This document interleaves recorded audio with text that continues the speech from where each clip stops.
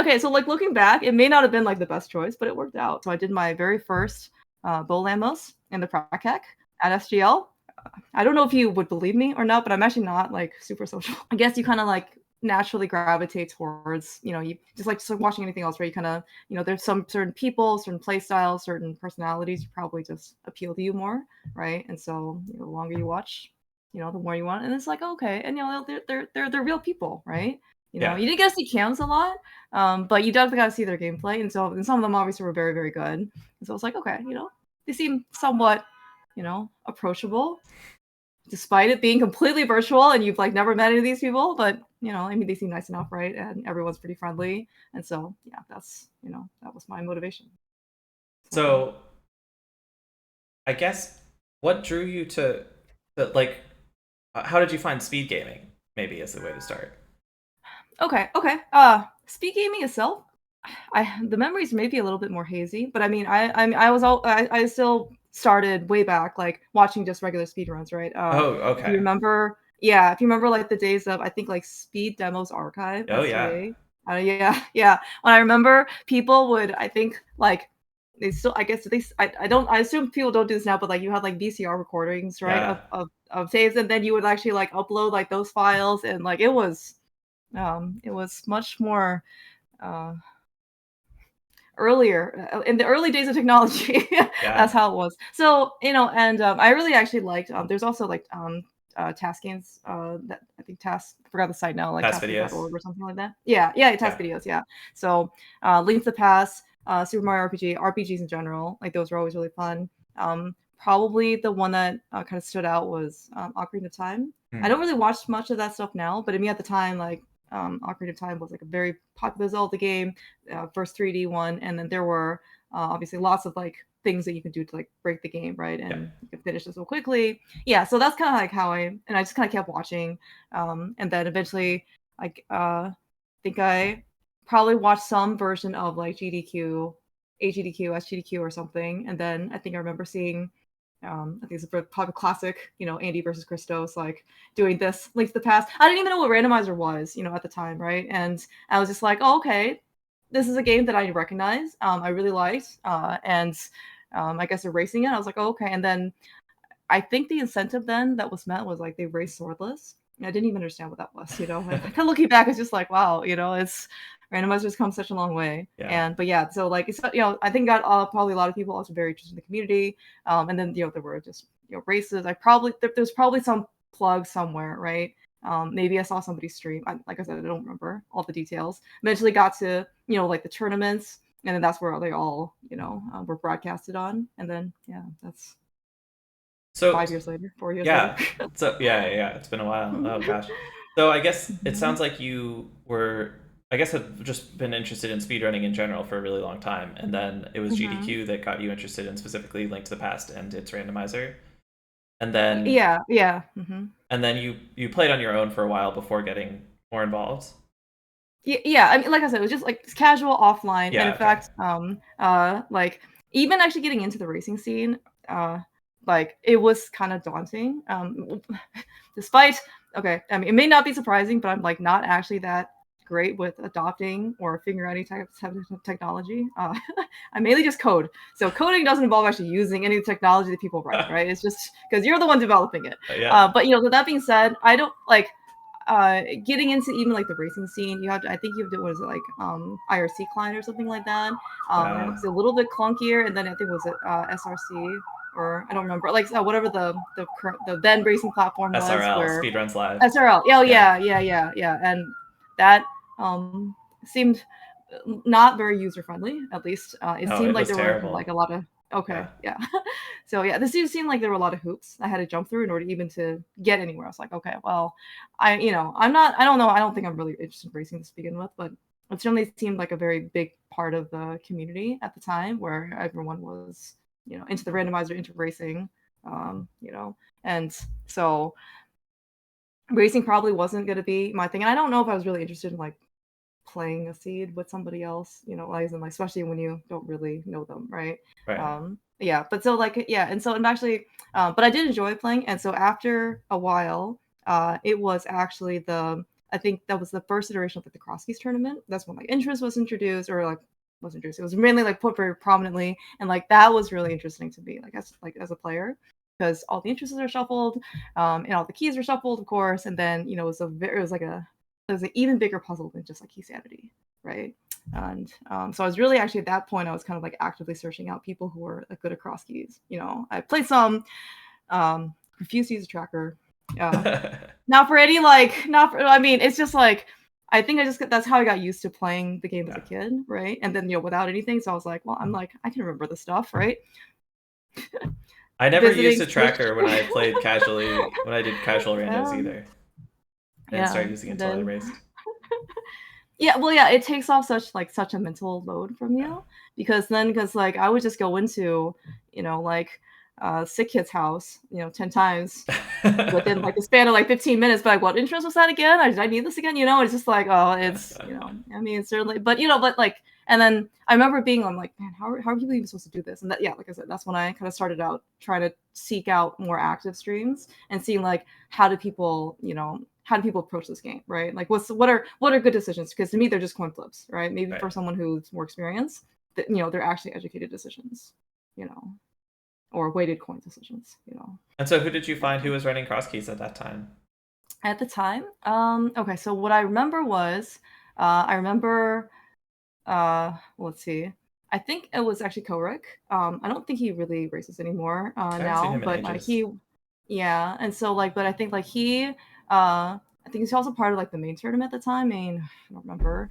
But anyway, yeah. So like, I did stream hop a little bit, but it's like I think his approach at the stream at the time was just very like methodical. He would talk about like why he was making these type of decisions, and like his, I guess, like style of like whatever narrating, teaching, whatever, it just fit like the way that I like to learn, right? I like to listen, and he would say things like, I'm doing this because of whatever XYZ, and I'm not doing this because of ABC, type of thing. And I think that just at the time, that's probably like one of the only people I kind of really like remember. I mean, other people are like that too, like Zelga. I watch him a lot, still do, and it's very similar styles and approaches. Yeah. So, yeah. Yeah, that makes sense. I don't watch a lot of cross keys. It's never really interested me as a format, but I like it when people explain decisions like that. I always think of Blaine as being really good at that as well, although he's also not a cross keys player. He will be the first to tell you that he would be a mentor, or sorry, a mentee in any cross keys. Yeah, not his strength. Yeah. Yeah. But yeah, actually, so like Blaine, and kind of did after getting to know more of the community. It's just like there's so many like really good, very talented people, right? Like Boyne is one, Aries another one, Aries very famously one, right? And that whole like crowd, very much into Link to the Past. Very, I think Chex also, just that circle of friends, like that is just they know so much. They're like walking encyclopedias, and they're just so like approachable, right? And so so like so you just want to like keep you want to continue to stay, right? Yeah. It's not just like a oh, okay, thanks for the like thanks for the info, and then you just go off and do your own thing, right? Yeah. And so then, what was your intro to commentary? Okay, yeah. So, Well, I mean, if I'm jumping ahead, go ahead. oh no. It's around the same timeline, and Okay, so yeah, like that's I what I said, figured. so like the way that I guess I watched more and more, right? And again, the more you watch, like, and it's maybe just like the nature of like this game, or like streaming, and like this platform, right? Is like it makes you feel like it's not just like you're not watching like something on TV, that it's just like a show you turn on and off, right? You can interact with the streamer, you can chat, you can I guess talk in Discord, although it wasn't that vocal, I guess, or that active. But it just seems like, okay, these are like people I can go be friends with, right? And but again, it's kind of like they seem approachable, and yet they don't seem approachable, right? Because you have this whole like virtual barrier, or multiple virtual barriers. So then watching, I think at the time there was like Korek, and then there was so there was Gem, and then there was Ak the Evoker, and yeah, Ak's not too active now, but like at the time those three guys were on a league team, and so like they obviously they certainly did very well. I don't remember what season it was, maybe 2 or 3, but they certainly did very well. And I kind of like I started following like the team's progress, right? They seemed all such like nice guys, and so at the time, I'm like, okay, well, I can, I probably at this point, after sitting in the chats and just lurking for like 6 months, it's like, okay, I could probably say something.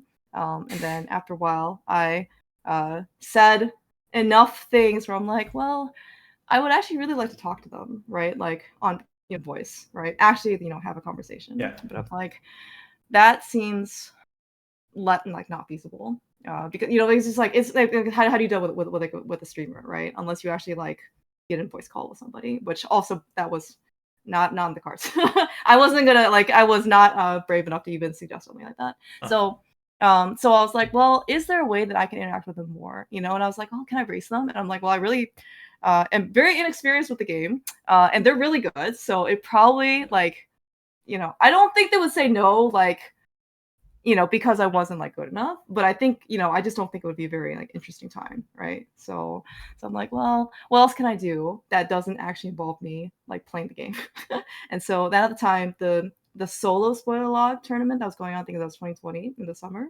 And Ak and a couple other like I think Gerdo, Eri, Kyung, like those guys were all in that tournament. I'm like, okay, what if I set up for commentary? Because I saw pings, the Discord server. Yeah. It's like we just talk, and of course, but by this time, I've heard, a good number of episodes, right? People were talking. I'm like, I can maybe do that, and like, I had no commentary experience, right? It's just like, but I'm like, maybe I could talk at the screen, and the reason why I thought I could do this, or like I wanted to try, was my personal reward is that if you're a commentator, you get to interview and actually talk to the racers, right? Wow. Of like the races going on. And I was like, oh, well, that could be my opportunity. And so like that was actually the motivating factor. This is such good And in fact, lore.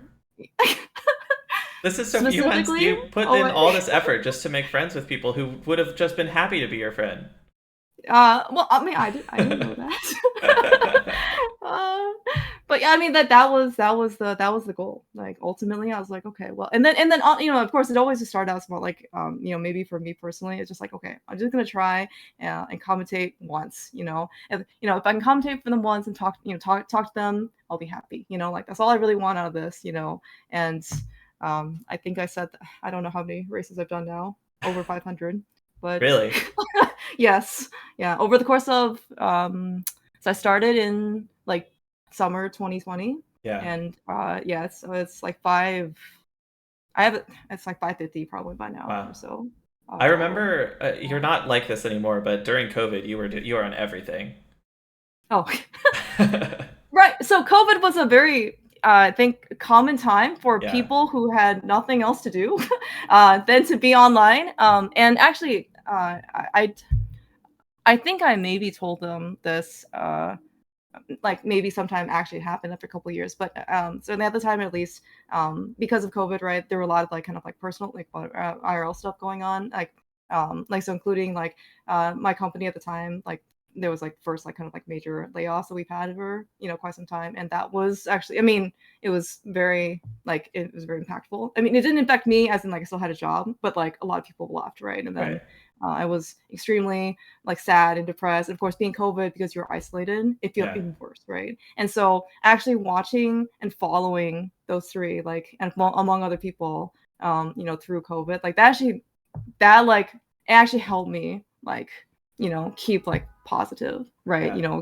Because you have people, right? And it just made me feel like so much better. So it actually meant a lot, actually. And that's why I really was more motivated to try and, talk to them in person or well, whatever, in Right. voice. Yeah. Yeah. That's cool. Yeah. You've the way you've phrased a couple of these things, I'm sort of curious. You keep mentioning worrying about people being approachable and stuff. Um, was this like do you have a long history of like making friends online, or was this a sort of novel No. experience for you? Okay. Yeah. In fact, I most of my interactions have been just in person. And not that I don't know if you would believe me or not, but I'm actually not like super social. I don't really like, I guess, like going out, that much. Like, I enjoy like kind of just like staying in. I'm just with like small groups of friends, right? Right. And so like most of that time, in because yeah, I don't tend to, I guess, like try to approach other people. So approaching someone, I guess, like in person, if you're kind of already at the gathering, it's like someone more known or common, right? As in like you still go up to them, you can just make a Yeah. little small talk, say hi, and then you kind of you just kind of go wander off, right? But online, it just feels much more like conscious, as in like you can't just kind of like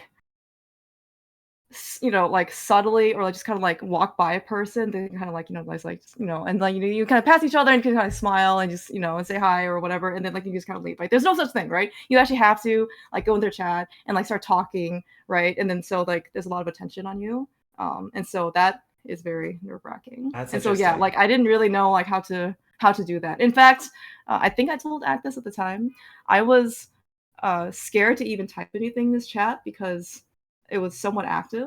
And like I was just like, I don't know if I can actually get into this because then, one, I didn't want people to stop for me, but also two, like I also thought I was just getting ignored because there were so much other things like going on, so it's just like I didn't know what to do. Yeah. So that's another reason why I wanted to try and do like an interview was, again, that's just like it's just kind of almost like one-on-one time, right? Right. Right. With another person.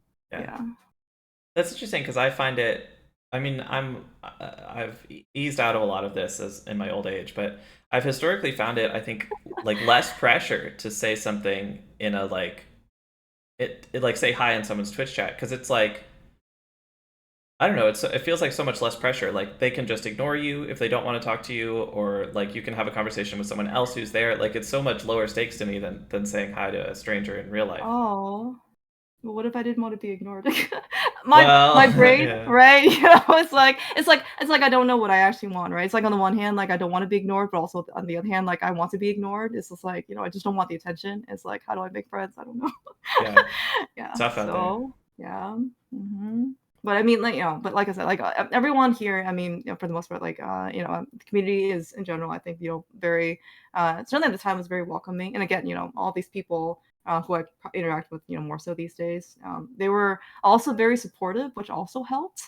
Like I said, despite my commentary, I would say being uh, less experienced. You could tell that I was a new commentator at the time, in many, many ways.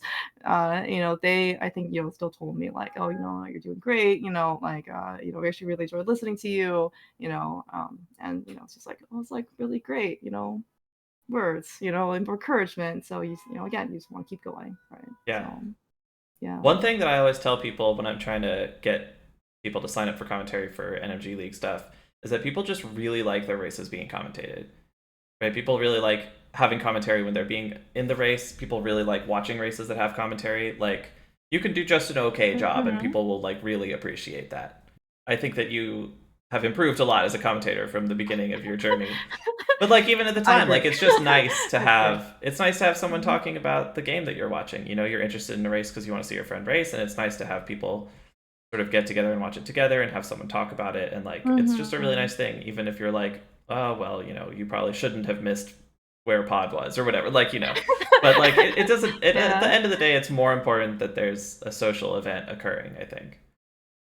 This is actually one thing that I think it took me some time to actually maybe like internalize or just like accept. Was it so especially for rando races? NMG I think is a little bit different because you can actually like if you're in the race, you can actually like watch the commentary or listen to the commentary. You can actually watch, right? Yeah. Because there's no man, where did you find the ice rod? Like type of thing. But for rando races, especially at the time, I think most tournaments run like 10-minute delay, and you couldn't, and maybe it was a co-op or whatever, but like you couldn't actually do anything with the race, right? So then I didn't actually think that there was any value for the runners. I mean, like, one of the things that I really wanted to do, which that really resonated with me as being a commentator, was I really wanted to showcase the runners. I wanted to put Yeah. them in the best possible light, right? They obviously worked really hard, to get to where they are. It's obviously a game, but still, especially for competing at high levels, it's not like you are just like waltzing in and just playing the game, right? You've obviously put a lot of practice into this, and so I really wanted to showcase that. And but like the runners can't watch. So Yeah. like to me, like doesn't matter if it's like me, versus somebody. I mean, it's just like it didn't feel like there was much value if it mattered like what the commentary or who the commentary was or like what the commentary, what the quality was like. So then that's why I didn't actually think it was that um I guess like I didn't know how much like the runners like appreciated that. I'm sure they enjoy like they like being restreamed and such things like that, but I just don't know like how much value like one person or other would apply because I started commentating for very selfish reasons, right? Was to actually be able to talk to some people like in voice, right? But obviously like if you're on the stage you want to do a good job too, Yeah. right? Yeah, but then people I guess eventually said like like they convinced me that yes, like especially having good commentary for their races, probably one of the bigger ones is like a lot of people watching live, right? So then they obviously if there's good commentary they will stay for the race, Yeah. right? And then also they can watch it back, and then if there's less commentary that they're not fans of, right, then they'll probably not want to watch it back, or they'll put it on mute, and then it's just like yeah. So yeah, like commentators are definitely appreciated. Yeah. Mm-hmm. Yeah, I think it's like such an important part of the community, I think, is getting commentated restreams. Yeah, and I didn't realize kind of, again, until I guess I got maybe more, I guess, settled into this community, was like just how much more exposure like restream races or like commentator Yeah. races actually really give the game. Because I mean, again, like how like I mean, I didn't even know that there was a whole racing community. I didn't even know how many people like actually played this game until I guess I got on Twitch, right? And then or like started trying to find these things. But just playing by myself, it's just kind of like another. I'm, here like in my apartment or whatever, like playing the game, and I'm not really kind of interacting with anybody Yeah. else. I can submit to a leaderboard, I can put on a message, I could go on message forums or whatever, right? But it's just like not the same, Yeah. than like actually watching like a live race or something like that. Yeah, it's very, very different. So I definitely have to, I mean, yeah, like this community I think would be a lot smaller probably if there wasn't things that kind of like got as you mentioned, right, a place that people could just get together and watch the stream together, right? Go out and watch the race together. Yeah. So what keeps you doing it? I think you have What keeps the me doing status it? in the community. You have the connections now. You don't need to sneakily restream people to make Hmm. friends anymore. Ah, yes. Well, restream people means that I would have to stream to begin with, which I guess I Oh still no, sorry. haven't I mean done. commentate. But yeah. Oh, okay, okay. Well, I guess uh, I think maybe a couple of reasons. Let's just from a pure like skill or like ability wise, because just like it's like if you play the game for a couple years, you work really hard practicing it as your craft, you would like to continue because one, not only were you good, you've gotten a lot better, and now you like your investments, like that's kind of what your investment is, right? You can still continue to be good or improve or do different Right. things with the game, right? Some like it's very similar to commentary. Done it for quite some time, and I've certainly improved quite a bit since when I started. And so, after a certain point, which is like anything, just like with most things, you once you like get, let's say, past like the competency threshold, right? Like at this point, it's not too much like I'm not always fumbling over like mistakes or or it feels very awkward. It's like, oh my gosh, like this is so nerve wracking. I've gotten past all those hurdles, and now it's just very enjoyable, right? I enjoy I enjoy doing commentary. I enjoy still watching rando races. I enjoy supporting my friends, right? And all these things, I have enough confidence in myself now to be able to, actually, I think, if I'm commentary, I can hopefully put on a good show, for people, right? Both for the audience and then both for people who, maybe want to watch it back or Right. something. Cool. Yeah. I'm curious. I have some thoughts. I've thought about the way you do commentary a fair amount because I also care about doing a good job when I do it, and you've done a lot of it. I think there's a lot to learn from you. But I'd be very curious to hear, I guess, what your approach to it is, or what you're thinking about when you're in the booth. Ooh. Like what? Because like we agree, I think that you have uh, improved a lot. Like mm, what did you do to improve? What did you learn? What did you focus on? That kind of thing. Like mm, okay. The lessons, I guess, in the learning. Okay, well, first, like it's just with probably also anything else, you'd really never stop learning. yeah, But the lessons, I guess, I learn over the course of time probably changes. Because at first, again, just like most things you start out with, when you're first learning anything, you're kind of learning the mechanics, right? Um, my first probably my very very first commentary session, I didn't even know how to use Discord. Like I was like, okay, I even have a mic? I don't think I had an external mic. I just used my like laptop mic or Yeah. something. And Nihon Tiger, he was my like. Oh, right. At the time, the spoiler log, the way that I guess they did the commentary things were, if you were a new, relative, like a completely new person they haven't really had much experience for, they would pair you up with someone that's more experienced. So then you would kind of go in, so then it wouldn't be so daunting at the beginning. And so I remember asking Nihon Tiger like what Discord settings I should use, for the microphone, or like if anything, like is this okay, because like I said, I didn't know anything. And he told me, oh, just turn on streamer mode. And I was like, what is streamer mode? And there were all these things that I Yeah. felt very uncomfortable with. And so, those are the things that I think I first started learning about. But then after that, there was, and right during the spoiler log tournament, I guess I don't know. So I think he might do some more like multi stuff, but I'm probably not so much active, I guess, in the racing scene, or at least in the BT branch side of things. Was is Hammer Bro, and so he Oh was also yeah. a commentator at the time, and he was really really kind in order to try and like mentor me some as a commentator. And so I don't think we actually did like VOD reviews back, but he would listen to some of my stuff, and then he would tell me some constructive criticism, like things I did well on, and it tried, and and there was some really there were things where try and think about what you want to say before you actually say it. I As I'm saying this now, I realize that I use filler words a lot too, and I think that also kind of came out a lot during commentary that I also didn't realize. And some YouTube comments very painfully reminded me Oh, of these don't read the things. comments. Oh man, there were some very unfriendly comments and reviews. Like I said, probably some of them are deserved, but so I still guys consider that to be, I would say, more mechanical, just because it was kind of like the way of speech, right? And kind of after you get past that portion, you try and think about the content and what you want to say, and if it actually will be useful, for people. Uh, so for Rando, I don't actually know what actually goes through my head.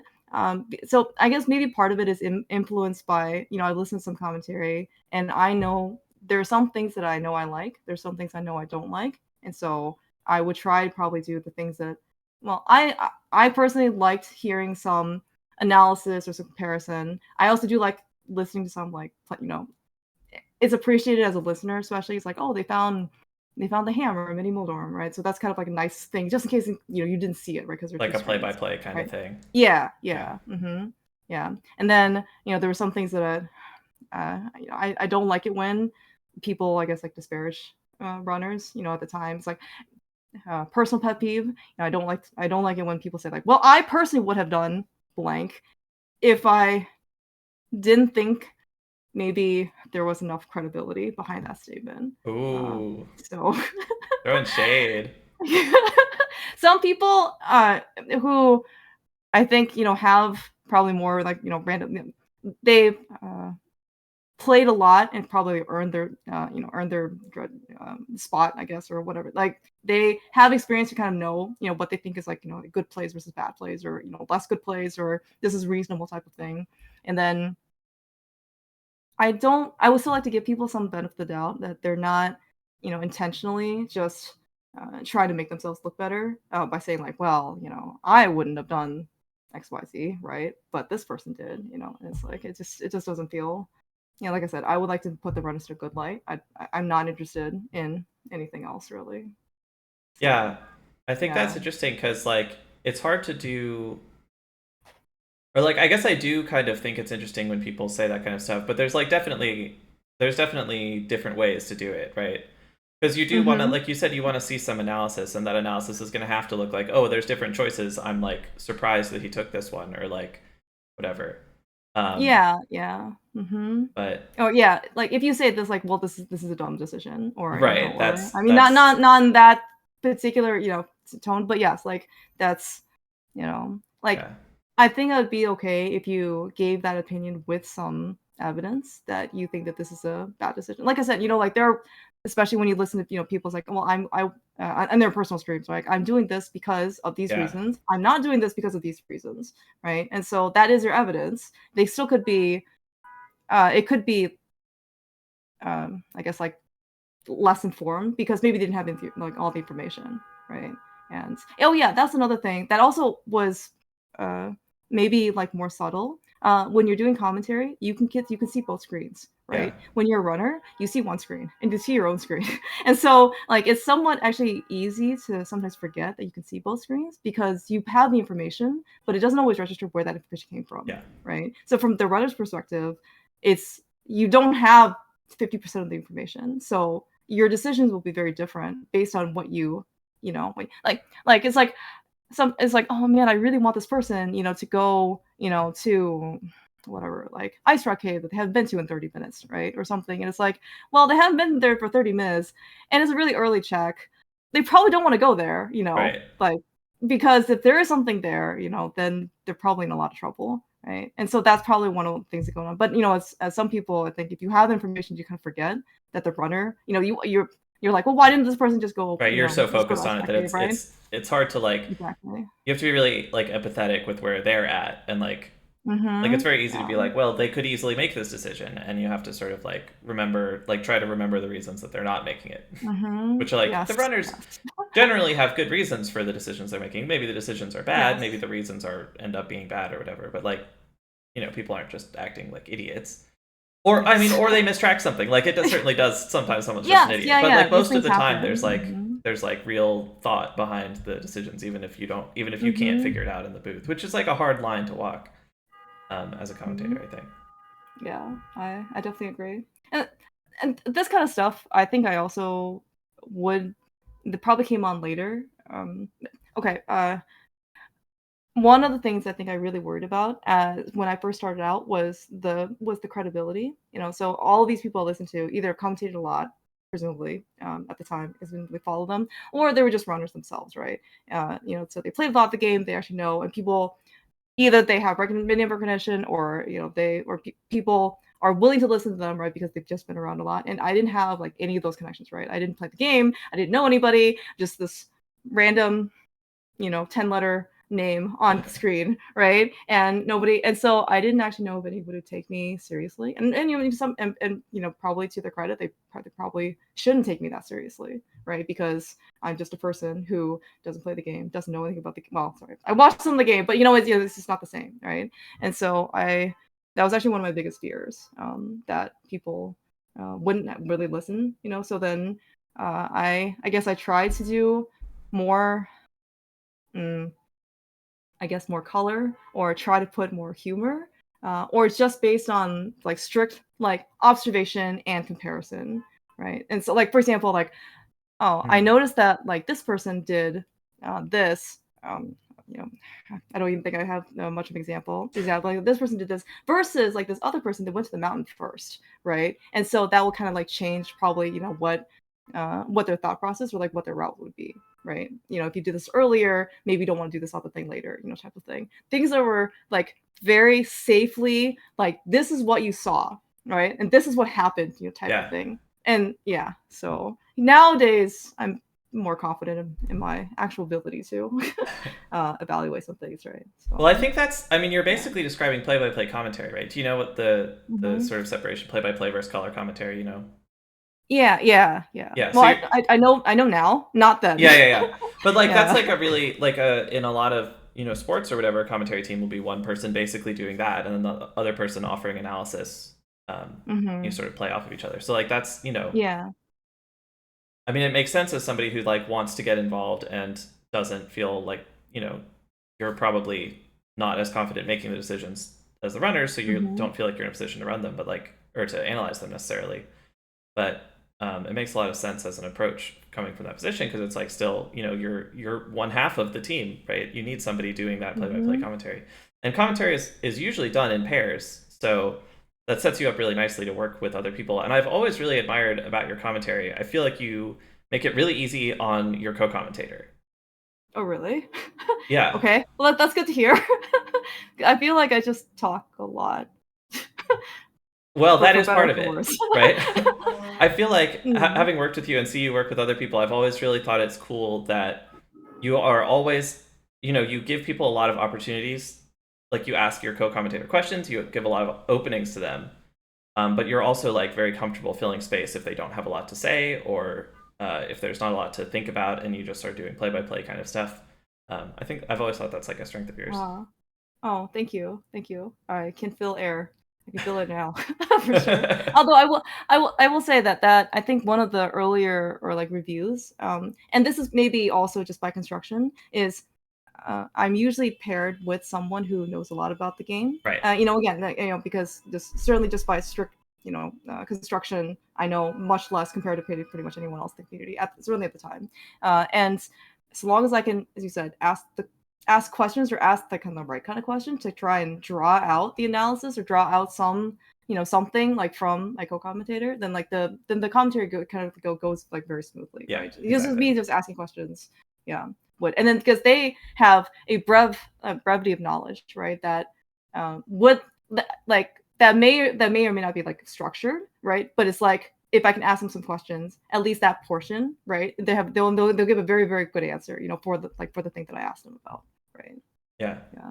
Yeah, I think that works really well. Um, I feel like we've sort of come at this, but I'm wondering like how much different it felt trying to, or maybe you just tried to avoid this problem. But I feel like going from doing some seeds casually to like trying to analyze seeds for racing purposes would feel like a big shock. Because like I feel like you realize when you're like, at least for me, the way that my brain engages when doing a game casually or even watching it, and then I'm like, oh, I know a bunch about this game, and I try to take it seriously. I'm like, oh no, I don't. Like I have not put in the work yet, right? yeah. Did you have that kind of experience trying to like cross that gap? So for rando, I guess maybe you just by doing the sheer amounts of commentary, it just kind of you eventually just kind of like learn things, right? And like I said, like the when I talk to a lot of my co-com, usually at the time, knows a lot more. So just like piece by piece, you just kind of learn things, Okay, but right? you just sort of And learned on the job, yeah. well, for rando, for NMG, completely different story. Like I Okay. had to like get notes and like like how like people when they first started like learning the game to speed run, they would look at the tutorials, the tutorials like the videos, Helposaur, the wiki, all that stuff. I did all that. Like Have you watched I learned FMG? about yeah, because I wanted to because it felt like so much of NMG commentary was actually about like tech because so Brando, you can usually like a lot of the excitement comes from someone finding a major item, especially earlier than the other person, Yeah. right? And then of course you go find the ice rod, you're whatever your go mode item, you're like, oh my gosh, it's here, right? And so it's very easy to have kind of people like follow along in that excitement. And what I usually happens when I did rando at the time was like I would watch somebody like or whatever, go through the back of these done, right? And I would look at their screen right about they can open the chest, right? And then as soon as they open the chest and they're off to the next chest, that was probably like, I don't know, 10, 15 seconds, right? Or something. I would go turn around to the other person's screen and see like what they're opening, stuff like that. So kind of like a lot of back and forth. But the focus is on the item opening, right? How they actually get through like the conveyor, like Hellway, or any of the rooms. That was not the focus, right? I just assumed that they have moved from like one side of the room to the other, or like how Yeah. past how many screens. NMG is completely different. Like Yeah. that I couldn't wing, right? Because there is no like what are they gonna find this chest, type of thing. Like everything's there. Right. And so it's all about really, I guess, like technique and like and skill and like all the different, things that people have put in, right? So I learned about pumping, I learned about the macro route, for any percent. I learned why people do rooms like the way they do. And it was actually very difficult to focus on the nuances Ah, I because bet. as a casual viewer, you're just like, oh wow, they did the room so well, right? How come they never get shocked by the Bari when they, try and run out of these time big chest, right? And it turns out, there's a lot of like people trying to, do setups, right? Sometimes because like the Baris don't always have to behave, and so they'll have like some people will slash 2 times, right? Walk to the center and then dash, whatever, right? Whatever, like and all that stuff. I don't think I would have actually known until I had to actually ask somebody or just like watch tutorials or read about. Yeah. Right. I So I didn't had to realize really you put in all study. that work. That's awesome. Have you ever? I You've I have never no completed a run, have you? no no, but like watching and like talking about the run is very different than actually like executing, No, I right? know Or for like sure. I playing. just like Yeah. I would have no hope of learning that information without actually doing it. Oh. I mean, well, see, at the time, I think it was Blaine, right, who did the energy tournament, maybe 2021. I Yeah, had to check my yeah, dates. 2021, yeah. Yeah, and so I mean, all the people who I knew played rando were playing that tournament, Yeah. and so I was like, okay, well, I want to be, like I think this is my opportunity to, actually decide to learn some energy, right, and like actually watch and try and commentate something. So that was. Yeah. That's really And yeah, cool. that took a long that definitely took a lot of effort in order to try and Yeah. learn. I was so nervous too. Um, yeah, but it's definitely a lot of fun. uh, do you have any? It seems like you're probably no, but do you have any interest in actually getting into racing rando or being piloted in Pilot Spoiler or doing runs or any of Being that stuff? piloted. No.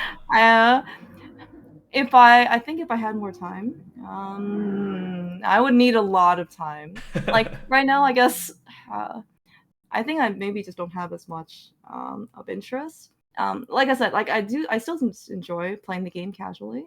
And in fact, actually, I dabbled a little, like bits and pieces. At I think like ESA and like SGL. So I did my very first Bolamos in the Prac Ooh. at SGL. I got the first one was a D cycle. So I think this was like Ooh. 13 or something. My fourth attempt, my fourth and final attempt was a 6 cycle. Oh, So nice. That's big improvement. I have made improvement, right? So, and and I remember actually even at the time, or like way back when I was playing stuff casually, I think I did my like first silver arrows, landmost or armmost or something, right? I was like, oh, this is so cool, And you do get a little bit of a, like a rush, because it's like, oh, I did something that I watched somebody else do that looked kind of hard or like looked kind of easy, or but to actually I guess like when I was playing rando, like just like regular Cs, I think I was really just kind of into it for the puzzle aspect more Right. so. Like I enjoy moving Link. It's like the mechanics feel good. It's just I just remember I had my motivation to finish a seed once I hit go mode just kind of kept dropping. It's just like, and Yeah. I think that was part of the appeal that a lot of people have for playing the game. It's like, okay, I like climbing GT. I like go moding 5 dungeons, and I'm just like, where's my ice rod? And then when I find it, like I'm like, okay, so Yeah. so this will probably take me, I don't know, like 30 more minutes to finish, right? And then I just go on to the next scene or something, right? And so yeah, so to me, like I'm not really sure there's much more appeal than I guess than what I would like to do now. So, and so many other people enjoy playing the game, right? So I think that's actually part of another fun part about Pilot Spoiler is that I can tell them what to go, and then I can watch them, which I've done in the past, but it's like there's a lot of like mutual enjoyment, right? They Yeah. like playing the game, and they don't like having to flip 10 coins to find their last go mode item, Yes, and that so is I the can just tell appeal. them, right? Yeah. Yes. Yeah. Yeah. Pilot Spoiler is great. It's so fun because, like you said, you avoid the like, oh great, Ice Rod was on pedestal again. Like that's Yeah. fun. Process problem of rando, and also it's just like one of the big problems with rando for me, and a lot of people share this opinion. Is it's just like racing rando is very isolating because you're not allowed to talk to anyone while you're doing it. Um, Mhm. and Mhm. Pilot Spoiler like just blows that wide open. Like it's Yeah. spoilers, so Yeah. you're allowed Yeah. to chat with whoever you want, and also you're required to be on the phone with a friend. Like it's a super Mhm. good experience. So It is, no. I mean, it's definitely a lot of fun. I mean, provided you like your partner. Yeah.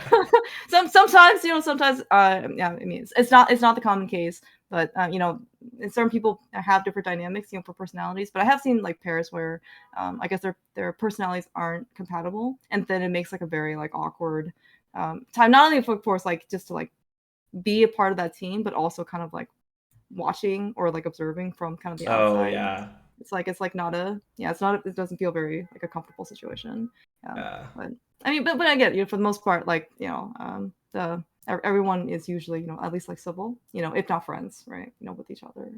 Yeah. yeah, yeah, yeah. Mhm.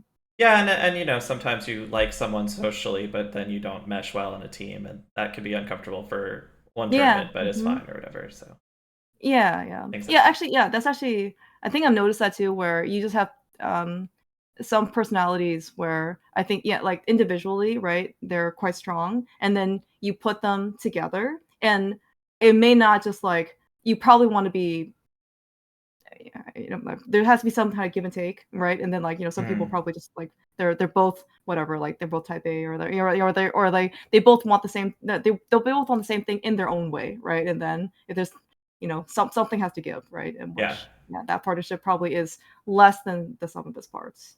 happens. Yeah, but yeah, yeah, it does. I mean, but I mean, this is all the game that we play for fun. Yeah. But you're definitely right. I've heard this like review from other people who raced rando before, especially with I think at the time like like the 10-minute delay or the 15-minute delay or whatever was kind of standard for rando tournaments, and it's like, yeah, like you can't really have anybody else in your room racing, right? Because that's another person that can come influence your decisions, and you need 10 minutes delay, so then you can't really interact with your chats, or or do whatever, right? Yeah. And then also, and then like by the time you finish, you're just kind of sitting there for 10 minutes waiting for the delay to run out, or if you're on restream, then you're but it's just, yeah, it's just like a very isolating experience. Yeah, it So sucks. people, yeah, so then people are trying to, I guess, like more so, trying to push for like a less strict, I guess, security measure. Yeah, I think there's been some movement in that direction recently. It was really strict for a long time, which I always Mhm. was sort of opposed to, although I'm not, the biggest name in the rando community specifically, but I know other people like Vortex of Doom was always pretty anti-delay. Mhm. It's a hard sell to be like, we're gonna let it be easier to cheat. Um, Yeah, yeah, and like exactly. I Yeah. think you can just look at the costs and benefits and say, yeah, that's worth it. But obviously a lot of people disagree, and it's kind of hard to argue that. Yeah. In the community, I think was very different when it was like 5 years ago, Yeah. or or probably even earlier, because that was kind of like probably before my time than it is today, right? It was, I don't know. Okay, it was probably a lot bigger. Maybe not a lot, but it was definitely bigger, and you had a lot of very cursory people, I guess, like just kind of getting into the game and mainly not even wanting, they play a couple seeds, and then that's it for them, right? But like kind of like the influx of people was just so great, because again, it was like a new thing. People really like this game and they just want to try it.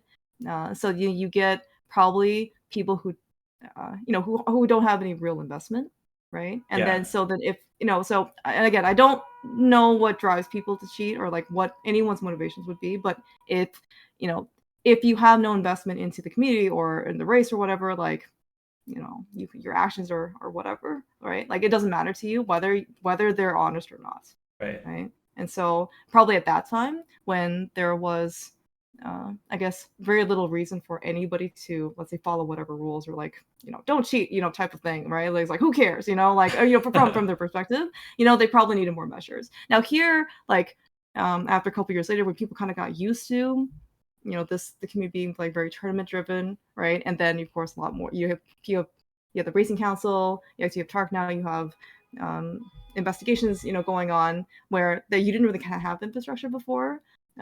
It feels like people, for the most part now, like either cheaters are gone or they've already been outed, or there are places in place where you can actually address this stuff. Yeah. And maybe so again, like maybe you don't necessarily need as strict of provisions as you did before when you didn't have as much like infrastructure, right, built in.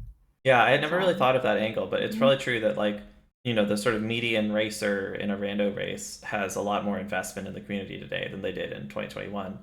Like there's people who've Mhm. been doing this, every day for 7 years now. Yeah, But yeah. just like even without stuff Mhm. like that, like, we still get new people in, but so many people have such long tenures here that like you're not looking over your shoulder at like a new stranger every race. So Yeah, yeah. Yeah. Yeah, I mean, we'll see. I mean, like, the community's been around, yeah, as probably at least when I was, I guess, yeah, probably going on like 4 or 5 years, right? And it's still, I think, like the core of it is still, really fun. yeah. The people here are really, and now I think for the most part people have kind of chilled out a bit as well. Probably at the, at the beginning when, again, there was a lot more entropy. People probably didn't also really kind of know like what they wanted or how they wanted it, but now after after some time, right, they kind of figured out like these things work, these things don't work, and you've probably honestly been around for someone long enough. Even online, like it still can feel like, oh, okay, did we have some beef before? It gets like all this kind of stuff kind of gets tempered over with time, right? So Yeah, people mellow yeah, out. Although yeah, you gotta remember that a big part of the mellowing out is that we're not in the middle of COVID anymore. that's true. A lot of it is time, but a lot That's of it true. is also, Yeah. people can go Mhm. outside now. Yeah, yeah. And like that probably gave a lot of like uh no personal experience yet. However, being able to like walk away, just again, like walk away from the keyboard and just like going outside for a little or taking a break, especially after maybe you got tilted or Right. you lost a very important race for you or whatever something went poorly, right? It's just much easier to just kind of walk away for a little bit and come back. And yeah, if you're always kind of at the keyboard, it's very hard to calm the emotions down. Yeah. Yeah, if Yeah. you got the more stuff you have going on in your life, the easier it is to handle a little ding in one place. Mm-hmm. So, do you play a lot of other games besides Links to the Past? Video games? No. No? No. This is pretty much I Was mean, it? like, yeah, this I guess, like I'm even trying to think, like, okay, I played the Ace Attorney games. Okay. That was probably my, like, so the more semi-recently, I guess that was, like, the series that I, kinda got into. I'm even trying to think, like, how I even got into them. Um, but I guess I just kind of enjoyed the story, like, the format to some extent. Always just looked really fun, very whimsical, Yeah. type of thing. And so it was just, I guess I'm more of a happy, wholesome kinda game. Well, you could maybe not all the cases in Ace Attorney were like that, but it was again, it was just like a very like, it was like kind of like a very like fun, Yeah. lighthearted game, right? In fact, actually, people like recommended, what is it, like 999 or like Danganronpa, and it's This it's is all actually a little Tam's bit too fault, hard for isn't me. it? Yeah, maybe. I did play Ghost Trick on Zelga's recommendation, and it was actually quite good. So that I think was maybe that was still I think lighthearted enough. But they were definitely yeah, but it's like stuff like that. I think so. I played through like every single Ace Attorney game, plus like Professor Layton in Ace Attorney, and like the Beanstalk crossover, and like all the investigations. So like that was like a really fun series for me. But I think like probably just like other games though, or like other video games, I probably buy one that I never finish once every I don't know, like 9 months or something like that. I can go back and look at my Switch history for how many games I purchased. And Every so they're time, usually yeah. just like When the new yeah. Zelda came out, I like booted up my Switch to download it, and I was greeted by a string of games that I put like 4 or 5 hours into and Yeah. not finished. I was like, oh, Yeah. am I just adding to Hmm. this list? So far, yes, I have not made it Yeah. very far in Echoes of Mhm. Wisdom. Yeah, the backlog grows, and then it's also just like I don't know. I don't know if it's just like my attention span nowadays, where maybe I just can't keep focus, on. I also have this trouble with like watching, like TV series or like even movies, right? It's just again, maybe this is my my phone addict problem where I just have to like look at something different every like 5 seconds or whatever. It's just like in order to even watch something, even something that's really good, you need some attention to it, right? You can't just Yeah. like put it in the background, because I think it wouldn't do it justice. So you have to focus, right? But then, and maybe that's actually one thing that I could actually do for rando, because there's always something happening, right? Between the Mm-hmm. two races, whether it's not on one screen, it's on the other screen, and Mm-hmm. so like this very so I guess it kind of complemented my uh my attention darting, from screen to screen. I also find it difficult to focus on anything like a TV show or movie that's like non-interactive. I think that's why like Twitch is so good for me. Is just that like I can actually interact with someone. I'm not just like a pure consumer. Mm-hmm, mm-hmm. Yeah, because you can actually Yeah, go into their streams, right? yeah, And you like can actually chat go with chat with people. them, and then yeah, and then after a while, like you're not just like a rando stranger, I guess. Like you can still Yeah, be a rando stranger, but it's he's just less of a stranger, right? You can eventually move your way up to like acquaintance, or like regular, in the stream, right? But at least but I mean, even at that point, you kind of still feel a little bit more sense of community, or just like not necessarily like talking to the ether or yeah. whatever, right? And being by yourself. And Mhm. eventually we can segue into. I'm sure you've talked about this with everyone by now, but with SGL. Are you tired of talking about SGL yet? No, no, I love SGL. It How was is great. SGL? It was wonderful. I mean, well, this past year was my second year going, and uh, it was much more different experience than the first one. Not in a bad way. It's just in a, but it was just different because the first SGL, despite me, uh, talking to all these people right online on a regular basis, and being in their streams or whatever, it's just still so different, right, than actually just meeting somebody in person. It's just like there is some amount of familiarity that you built up with somebody, but it's just really like, but it's all still seemingly like you could just kind of still leave it in the virtual world. You certainly still, even I think even when when people stream with cam, right, I knew what they look like, right, but maybe like I only know what they look like from like the shoulder up, right. I guess I haven't really seen how tall they are, or like Yeah, how they walk or whatever. But I mean, still, right, it's just like not the same as kind of meeting them. So to some extent it was almost like meeting a lot more new people. And like this past year though, because I knew most of the people, actually I met them before, it just felt much more like a familiar. And so it just felt much more like comfortable, like in that. that's good. And you get, of course, and yeah, and you still have obviously had a lot of fun. You did a bunch of commentary while you were there, I think. I did 7 sessions. Ooh, Yes, wow. I was very very fortunate to be able to do that many. That's great. Yeah, I begged and pleaded a lot. Can you please let me on? Could you please let me on? Yeah, type of thing. Did you do much else? I know you did we did a pilot spoiler the first night, Hmm. big pilot spoiler race in which Chex and I lost by like 20 minutes. And I think you and But it was Jem fun, got right? second in that race, or did you win it? We did win. Okay. But it was like, I think, well, by we, I think it was just him. Because if I remember correctly, there was like a low percent dark mire or something like that. Where Oh yeah, yeah. yeah, and like the lamp was like nowhere, like The basically lamp was was like awful. Yeah, I non-existent. remember. Yeah, yeah. So then like you basically had to go into, Victories in the Dark, wasn't with not a lot of good equipment, and that's probably one of Jem's strengths is his dark rooms. And so he, I think, was the only one who didn't die, and everybody else was not successful in their first attempt.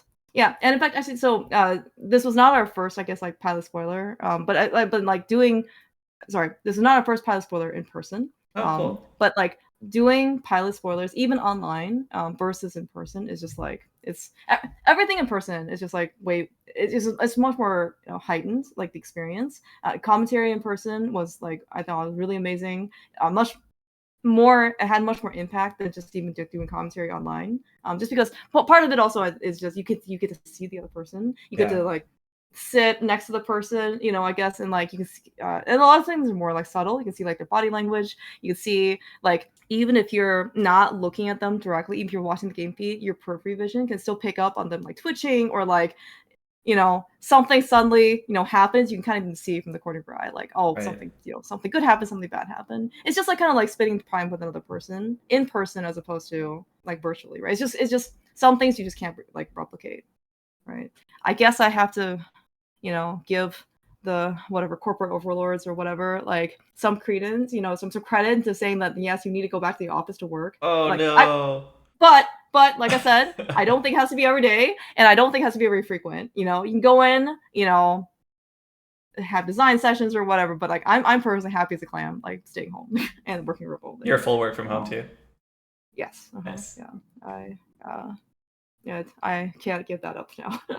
Commuting was so terrible. I do not want. I mean, and before my current job, my commute time was not even that long. Like even especially like relatively speaking, I think it was actually pretty decent. It was like I think it was like 15 minutes by driving like door to door, as in like get down from apartment, get in the car, get on the road, drive, Yeah, that's not too park, bad.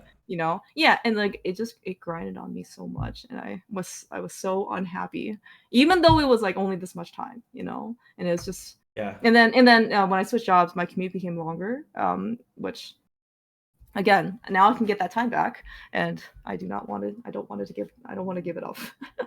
So It's a yeah. big ask, but Mm-hmm. well, Yeah. we'll see. One thing I've always sort of wondered about is if it would be worth it to get on voice calls with your co-commentators when you're doing like, SG commentary or whatever. Just like turn your Oh, you cam mean like on. Yeah. turn on cam? Just to like have a better rapport with your co-commentator. Yeah, be it's able to see them possible. smile, right? Yeah, yeah. Actually, that could be one thing. I guess like there has to be maybe some initiative, I guess, with that. I will say like probably up till when I went to SGL, maybe even now. So I would prefer to not have my cam on, just because it's kind of one thing when you're in person, like interacting with some people, and then I don't know, for some reason it's just very different when you have like webcam on you, and then there's it's to me it just feels like a lot more focus. And Yeah. maybe what You I feel like should you're do being is I should watched. I mean, like you are being watched. yeah, yeah. Yeah. Well, maybe what I should do is I should just like turn on the cam, and then I just like put like I should just try not to display my cam like when I can see it, Oh yeah, because turn off otherwise the now I'm preview. like watching, yeah, and otherwise I'm just watching myself, and then I'm watching myself half the time, right, versus the other person. It's just like yeah. But I think also I don't know how much when the first SGL happened kind of like online, people were very anti-cam, right? And I think there was at least one instance of someone basically dropping from the tournament because they didn't want to abide by the webcams required for brackets thing. Yeah. So Yeah, I remember being surprised that they would require that, and then also surprised by how many people didn't drop. oh yeah, yeah. Sorry about the sirens. No, it's I okay. don't know if I'm you can trying to hear it. guess where are Yeah. you in New York City? I am in New York. Yeah, Yeah, okay. yeah, yeah, I yeah. couldn't My imagine I where guess else would be that area. loud. Yeah. So, sometimes nights are more busier than others.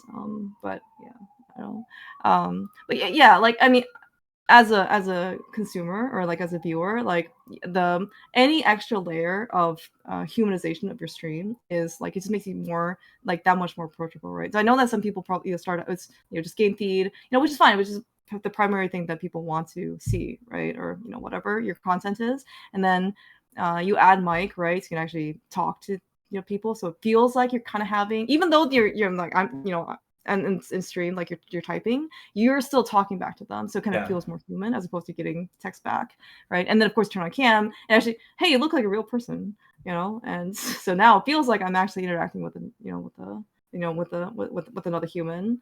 And but I think some people prefer, and I think rightfully so, like because I'm also one of them. You prefer some amount of anonymity, right? Maybe you don't actually want to, I guess, be, I guess, that visible, right, Yeah. online. So I can understand. So no, that being said though, like if everyone kind of agrees, especially in like an SG commentary voice call where it's just really just like, it's not recorded anywhere, right? You can just kind of see the other person. Yeah, I just to think have that's a actually better probably a good connection with the idea. person you're talking to for an hour and a half. Hmm. I also Maybe that can actually happen. Yeah, I mean, be the change, Mhm. right? I've thought about this Yeah. for years, but I don't want to do it, so I don't like ever propose it. That's I very feel fair. uncomfortable being on Yeah. mic. I mean, I've been doing it for this podcast, and honestly, that's made me a lot less uncomfortable with it, just exposure. But like, I Hmm. like it. I like streams where people have their cams on, but I don't want to be under that kind of scrutiny myself. So It's like the hard what is I mean, you're always your hardest critic, hardest yeah, critic. yeah, And but and it's like I don't actually think, especially, especially at this stage, right? When I think you have like regulars who, regulars on your stream who've met you in person, yeah, yeah, right? It's just like they wouldn't say anything. And then, you have for those who are randos, who's kind of like, passersby, it's like it doesn't actually matter, yeah, right?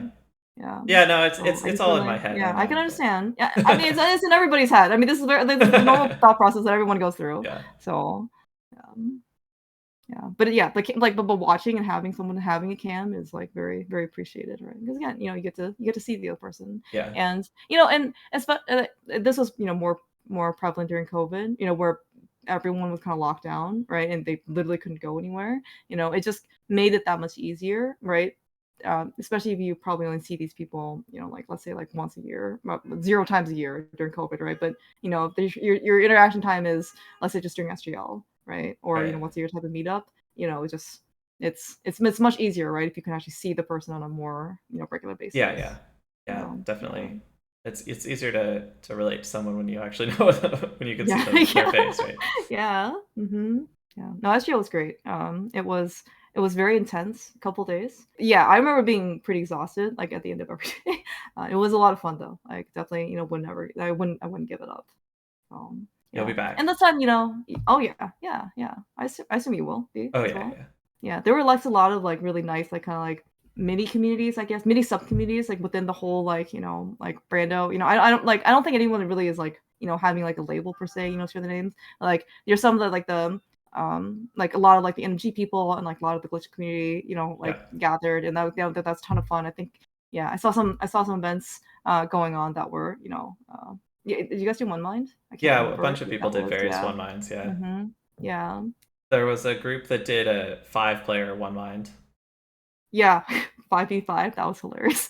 Yeah, Yeah. And then, at SGL also, it's just like seeing like the sheer number of people. Like I remember the NMG qualifiers. I think the first night there were both rooms were filled or something, and you see like 20 screens of like Bo Lamos is going all the different times, within the yeah, span of like 5 minutes. You're just like, wow, you don't get to see that, in like virtually. yeah. No, that's really cool. It's cool to get together with people and share a moment. Yeah, but then yeah, and everything was just like so much more fun, like in person. Yeah, to commentary for, to pilot spoiler for. Yeah, probably did more actual gaming, I guess, versus commentary. So last year, I think the previous year, I think I just did like mainly commentary, probably like one or two pilot spoilers at the Yeah. time. But yeah, yeah. All right. Do you have any big plans? Anything cool coming up? Coming up. Uh, I guess you're gonna hopefully. win pilot spoiler, right? Well, okay, so step one of, in theory, 4 to 6 will be beating Zelda and Shady. That is, so it's a best of 3 series, so like it can go to game 3, but and then at the other end, I guess it hasn't decided. So there are 3 teams left on that on the other side of the bracket. And I think Thursday it's Ari and Telethar versus Werf and Flip. And then the winner of that faces Gamma and Ravis. And then we face the winner of that. Yeah. Or if we beat Zelga Shady. Right, If we right. don't, then we are not facing anybody. Easy. It'll be So easy. yes, yeah, yeah. So that entire bracket, or the entire the I guess like the semis or whatever, round of 8 is it's a very, very, very competitive thing. And Yeah. so Yeah, that's a lot of really strong players. yeah, it's okay. I'm not gonna let myself get mentally psyched out, right? And I'm here just for the experience, right? Yeah. You obviously, I think it's part of the competition as well. Why people like to race is, it's certainly it's gonna be for like the skill, right? And and like being able to win and like show off like all the things you invested your time in, but also you get to you get to play with your friends. You get to play against your friends, right? I don't know how many times people have faced off versus like Zelda or like Aerie or Telthar or Gem or whatever. But it's like it's all just like good fun, right? Yeah. You enjoy racing people who are good at the game and also like who are good as a person, So Right, right. Yeah. There's no yeah. bad blood anywhere in that top 8. Yeah, exactly. Yeah. But I think other than that, I guess I've tried to take more on a technical role. In like so, I learned how to run Discord bot, Oh, and yeah, yeah. yes, Book of Medora and bot. so yeah, my bot in Medora, yes. And so the 80 KDB tournament just finished, and so Gem and Telethar immediately want to start the next one, which is XD Hunt, which is like some version of Ganon Hunt I'm and so mad about Entrance that and name. Keydred. What's wrong with the name? XD, like the XD? memeiest emoticon of all time. Oh, Was that not on purpose? I can ask them. I didn't think so, though, It was because it the was supposed to first be thing like, I saw when I saw the oh, announcement. I was really? like, oh. Oh, I didn't realize. I don't know, because to me, like, I guess they wanted some version of like cross keys drop hunt, like because it's supposed to be like like cross hunt, right? Like what they have in the main tournament, Right. except it's supposed to be key drop, and so they just wanted a better name or a different name and a short name where people are not like completely confused about it, So XD. yeah.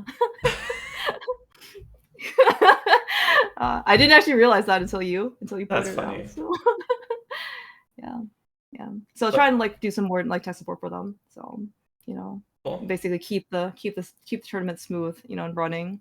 ADKDB worked out pretty well. I think people were overall pretty happy with the tournament. So Were hopefully this won't you be doing similar. technical support for that as well? Yeah, Okay. yeah. So bottom Nice. Medora. So I eventually got permission, I guess, to like be able to create race rooms, in Yeah, yeah, Racetime. you need like moderator Yeah, privileges or so whatever.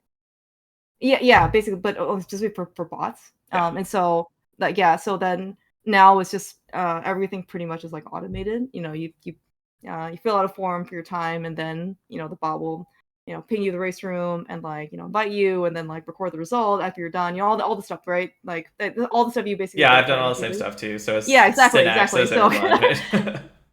yeah, well, I mean, but it's like super appreciated, right? Because Yeah. what I've seen in the past with people, and it's not any like fault or of anyone. It's just there are delays that can happen when there are humans involved in doing steps that are part of the logistics of the tournament, right? So like for example, if you need somebody to submit their own results, right? It will be on their time. And you can still tell them like, oh, please submit within whatever 24 hours if you finish the race or something like that. But still, there's going to be potentially a delay. If you are as an admin say, okay, I will just record all the results, right? Then you still have to find the time by yourself, right? You Yeah. may not be able to do it right when the race finishes. You may have to do a bunch of them at night or whatever, right? Like there's just going to be always this inherent built-in delay. And so if you just automate that, then the bot will be running 24/7, right? Yeah. So then that can do all the work for you. And so that's just it makes the tournament go a lot smoother, as you have certainly noticed, right, from Energy League. Yeah, yeah. I mean, I do that Mhm. mostly because it's fun for me. Like, I just like having a little programming project, but it does make things smooth Mhm. and easy for everyone, I think. So. Yeah, no, it's worked out really well in my opinion, right? Like to be able to just have like nobody has to wonder like, oh, is my like are you the one creating the race room? Am I Right. the one creating the race Yeah. room? It's like, oh crap, I created the race room wrong, or something, right? Yeah. It's just no humans involved. All right, automate as much as you can. All right, the only thing that we ask like people do is sign up on challenge and then submit your time via Google form. Like those are the two things, right? Other than that, you don't have to do anything else, which has worked out. So Yeah. No, that's good. and yeah, hopefully I can do more commentary. It's still fun. People are still racing. People are still enjoying the game. So You gonna do any all dungeons commentary? that is glitched, right? Yeah. So unfortunately, Only a probably not little. because I don't think I don't know. I would have to. Oh, I can look at the route more, but I don't think I had any. I don't think Well, I had any everyone's plans. doing different stuff, so Yeah. Okay. All there's right. not Well. one route to learn. Okay. Then I will. Maybe I'll. I mean, I'll definitely watch some. But I don't know if I can actually like hop in the booth for one of these. All right, all right, all right. We'll see what we can do. We'll work on you. Okay. All right. Yeah. All right, my only remaining question for you is I am curious where your name comes from. Okay. That is a valid question. You the answer may or may not you may or may not agree with the initial thought process at the time. I will still stand by it. It was do you remember AOL Instant Messenger? Yes. Way back when? Oh, Yeah, or yeah. I guess they still have it, but yeah, so like that was the median of chat or whatever I had, and so I needed a name for it, and it was my favorite color and animal. Clear is your favorite color. Correct. I Woo! was very young. It was, man, okay, so like looking back, it may not have been like the best choice, but it worked out. So because what I really didn't want, because it wouldn't have been cool at the time, or at least not for me, is that I didn't want like a bunch of numbers after my Oh, name. yeah, yeah. Oh, yeah, of Yeah. course. So obviously you couldn't go with that. So then I was like, well, what can I use? So then that is where my name comes from. If there were no, uniqueness constraints, would it have just been mouse or something like that? I still want to do a color. Okay. I don't really know where I guess the color came from, but I did want to be some combination of two things. Right. Yeah. A So little I have specificity.